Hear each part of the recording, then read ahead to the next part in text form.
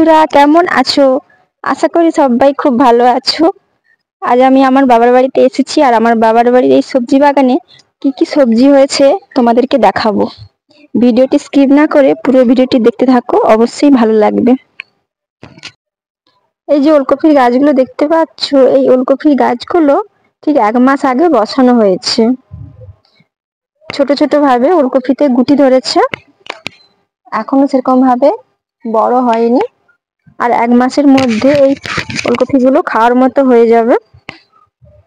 আর এটি টমেটো গাছ, গাছটা কত সুন্দর মোটা আর ঝাঁকড়া। গাছটাতে ছোট ফুলও এসেছে, কিছুদিনের মধ্যে টমেটো ধরা শুরু হয়ে যাবে। আর এগুলো সব বেগুন গাছ।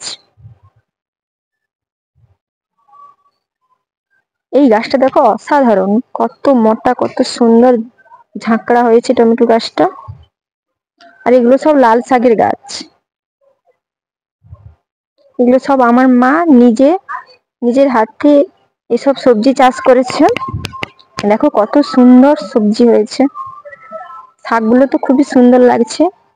এগুলো সব লাল শাক।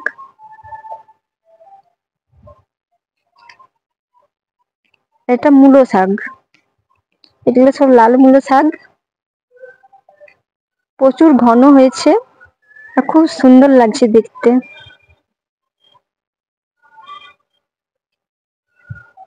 এগুলো সব ধনে পাতা। সাইডে সাইডে বেগুন চারা বসানো হয়েছে।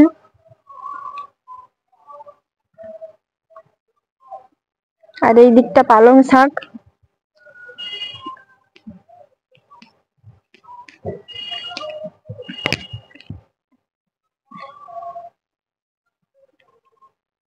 এদিকটা লাল শাক রয়েছে, পালং শাক রয়েছে। এদিকটা ধনে পাতা। ধনে পাতাটা খুব সুন্দর ঘন ভাবে হয়েছে, খুব সুন্দর লাগছে বাড়ির ধনে পাতা।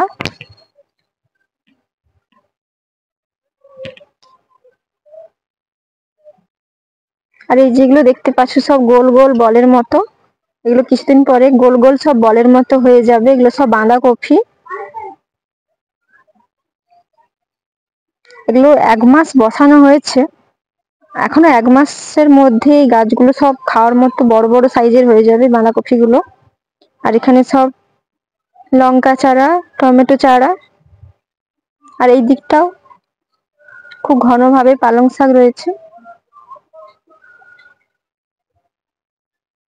বাড়ির সবজি বাগানটা কেমন লেগেছে অবশ্যই কিন্তু কমেন্ট করে জানাবে।